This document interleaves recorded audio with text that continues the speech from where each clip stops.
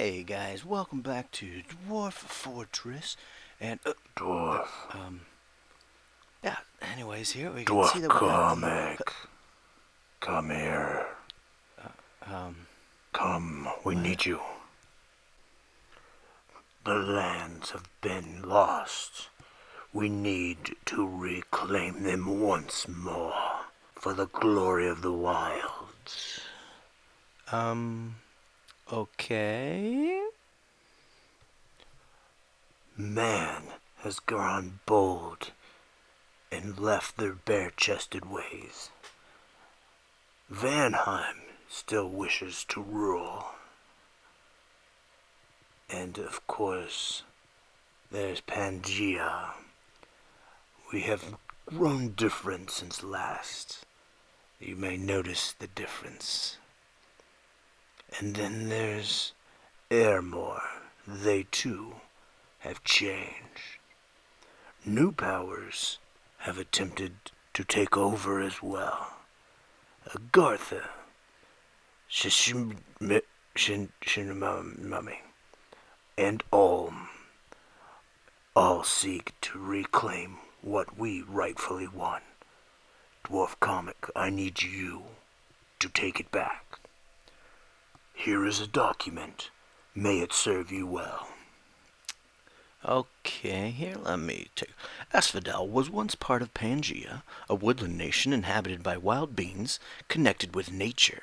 Half men such as satyrs, centaurs, and minotaurs served the lords of the sacred grove deep in the forest. In ancient times, woods covered much of the world, but that has changed. Man is no longer beast, and animals no longer wild. The world of the wild is disappearing.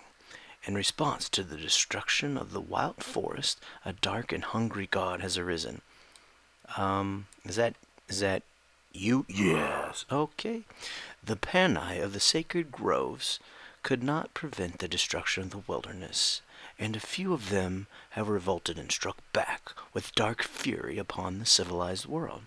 The panic apostates and their followers have been touched by the dark god. Yes, they have. And their hides are colored as black as the mood of the vengeful forest. But victory comes at a price. Half men, as well as civilized men, succumb to the curse of the Carrion woods. Asphodel is slowly turning into a cursed forest realm haunted by living Carrion. All right, got a little work on our hands. So here is our units. Kind of grouped them up here. We got harpies. They're the only flying units really. They're great as commanders. Um, if you can get a few, I mean, if you want to get a group of these and maybe try to flank and get in the back, could see a possibility there.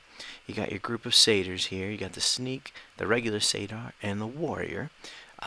These two are undisciplined, so they can't do anything with them really.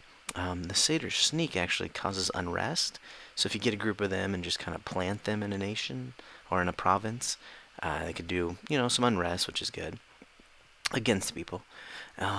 They're stealthy, which is excellent. The warrior's the only one you can really tell what to do. They're not stealthy though, but they're really cheap, kind of chaff. Good just to get out of the way. Then you got your minotaurs. You got the regular and the warrior. Obviously, the warrior's just a little bit better in all rights, but it costs more, and you can only get them at a fortress. But they have the trample, which is again good for any kind of initial hit. I think I tried to use them when I was Pangea early age, for against Vanheim, just to get an early hit to get rid of that glamour. But yeah, they're great units if you can afford them. Then we got our centaurs, our bread and butter over here. You got the centaurine, which is the female. She comes with a short bow, but she has a little better perception for actually hitting. Then you got your regular centaur, who has the long bow, does longer damage or distances, obviously. I kind of prefer those, but give and take. Then you got your warriors. They got more armor, more shields. You can tell just by looking at the icon, actually. Um, The light lance, the centaur has the light lance, which you get a benefit on your first strike. It's like they're charging pretty much, which is excellent. Um, and then you got the black centaurs. That's what I'm building my this campaign around, similar to the white centaurs that I did. There are only sacred unit, so we get a good bless on them. They're still stealthy, which is great. They have recuperation, which is excellent for survival, and they actually do have berserk, which is great as well. Yeah, I see a lot. The only issue I see is capital only. So we'll be very limited on what we can do with them. But I feel like with all the carrion spawns that we're going to get, we're very good at, and I'll get into the magics, but nature and death, which have excellent spawn. They can summon a lot of good units. So I think we'll be okay. I can kind of supplement what these guys lack in numbers. But let's get to our commanders. Here we go. That black harpy that I talked to you about, excellent. Probably the best spy in the game. They can fly. They're the best. Minotaur Lord, your typical transport leader. They can haul 60 troops. Then you got your female centaur, centauride, Hierophantide. She gets holy, which is excellent for the blessing that we're going to want, and death or nature, similar to the centaur, death or nature. But she gets water sometimes, and he gets earth sometimes. And they get 7 research. So they'll kind of be our early researchers. Again, he has the longbow, so I kind of prefer him sometimes. But I do like to get her until I get some water or something. Then we get the dryads. They've gone bad. They're black as just as anything else here. But they got death, nature, and holy too, which is really good. So they'll be able to summon our nation only spell, which is the Carrion Centaur and the Carrion Lady. And they'll also be kind of our mid to late research once we start getting more funds. They do just a little bit more. And then you get the old hag. She'll sometimes have old age, so not the best, but she has death 1, nature 2. And then 100% for water, earth, or death, which is excellent. And then another little chance, but good researcher. I don't go for a whole lot of her, but maybe, if you guys give me a reason why. And then we got the Panic Apostate. Just really awesome all around. Kind of stems from the original Pangea, where they controlled animals and stuff. Still got the Animal Awe and the Beastmaster and all that, but their biggest thing that I like is the Carrion Lord. They can summon the Carrion Lord, which is another nation-only spell, which I'll get to later. But they do have the Death 2 and Nature 3. So really we can get up to Death 3, Nature 4 with items and things like that. So that's kind of what we got. So let's get into the Carrions. So I kind of broke it down into different areas. So you got the beasts, which kind of look like either a wildcat or something, a wolf, a horse, and a bear. And then you got the elephant. The elephant, all the rest have the same, but the elephant has fear and trample, which is just amazing. They're all amphibious, so they're great going into the water. They're pierce resistant, so they're great against arrows and spears. So you'll see a lot of them in the front line. And this is really for all these units. They're mindless, they don't need to eat, they're lifeless, they're magic beings. Magic beings makes them a little difficult to travel sometimes with the different commanders, but all our commanders can do that. And they need not eat, so they don't consume supplies and all that. They're just awesome free units. No diseases or anything. They have dark vision, so if Agartha starts getting in there, or anybody makes it dark or anything like that, we got dark vision and there's no upkeep. Our nation, along with Airmore, is population killer. So we're going to have a target on us, not only from winning last time, but because we're killing population, which is very hard to get back once it gets to 0. And population obviously gives you gold and all that. So, since there's no upkeep, at some point we'll have such a big army with no population, it'll be nice not to lose all our gold there. These guys have sleep vines. These guys all have 3 attacks on that, which is 33 damage of stun damage. So that can get up to 99 stun damage, which affects their fatigue.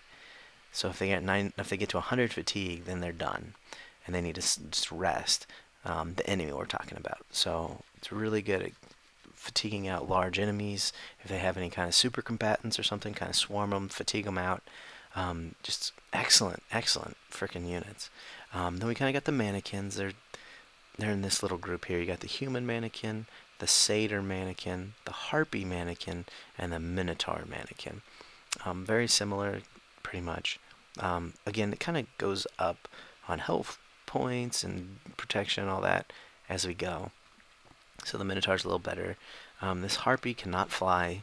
They can only move map 2, so they're really our slowest unit, which compared to up here, they're the very best unit. So I usually don't move around with them a lot, kind of leave them where they're at. Anyways, and then we got the Managora, which is just a souped up mannequin human over here.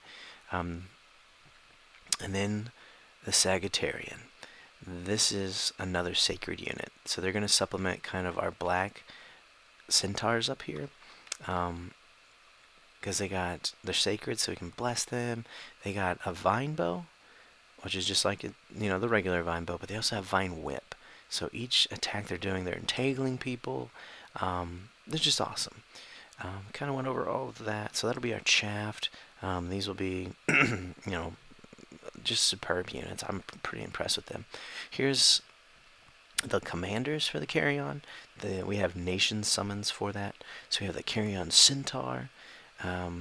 Cost 8 gems, so they're really your best bang for your buck in regards, because they can animate, they can reanimate and get more of these, because your nation naturally does this, but they can also focus on getting more. Same with the Carrion Lady. She's a good researcher, free researcher, again, no upkeep. And then our Carrion Lord, which is a holy 3. So if you make him a pretender, he's a holy 4, which actually might as well get down to here. Holy 4, we have a Carrion growth spell, which is a battle-wide regrowth. Regrowth gives regeneration to our undead units, so he's a really good backup for those Carrion people, especially if we make him our pretender. He could be a thug. He's already at 53 hit points. Only biggest issue is he costs 35 gems, so it's kind of pricey. You won't see them right off the bat. Again, here's our nation spells. We got the Centaur, the Lady, the Lord. We got Quick Roots, which gives one unit haste, or a group of units, I guess, haste. Regrowth, which gives them regen. Mend the Dead, which actually heals a group of them. Puppet Mastery, these are all 3s here. Just a battle-wide Quick Roots, and then Carrion Growth, which only the Carrion Lord can cast. Battle-wide regrowth. So, and none of them have fatigue. So some of our strengths here, we only have 200 gold temples. My plan is to have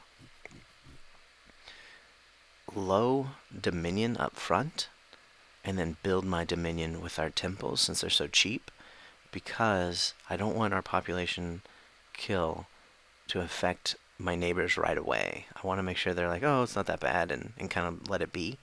But then really amp up my dominion later on with temples. And just the free spawn. These guys are just incredible. These guys, you get more of them with, I'm going to mess this up, with growth, you get more of them. And with magic, you get better ones. So you get like the elephant over the wildcat over here, whatever. So, population kill sucks. We need forest. We don't really have any national units outside of a forest. So we really need to get all the forest that we can. And we get the best spawns in the forest. We are undead. So banished and kind of death spells will kill our Carrion. I mean, they're vulnerable in that aspect. And we're very limited. We only have nature and death. Yes, this... Welcome, this is me, Tazig, the champion of the wilds, the Carrion Dragon. Thank you, Dwarf Comic, for agreeing. We needed your help. Oh yeah, no problem. Anyways, we're actually at Death 9 and Nature 9 on him because he's a shapeshifter. When he's the Carrion Lord, he gets +1/+1 on those. So this is actually 9. So we're getting the Death Bless and the Nature Bless. Again, we're going for those black centaurs. Eh. So again, got the 6th Dominion, talk to you about that. We did take Sloth. We got to get some numbers somewhere. So we took Sloth. We don't really need a whole lot of resources. Our units are pretty resource cheap, but we kind of need gold. I did take the Cold 3 as well. Again, needed that. Didn't really affect us too much. Took the Growth 3, which we needed, again, for our Carrion, and Magic 2. So that also helped our research. So that is our Pretender God right there. Stay tuned. Again, just our caveat, don't tell the other players what we're doing. They are all going to post them on their YouTube channels, so definitely check them out. But don't tell me what they're doing. We're going to be posting these delayed anyways.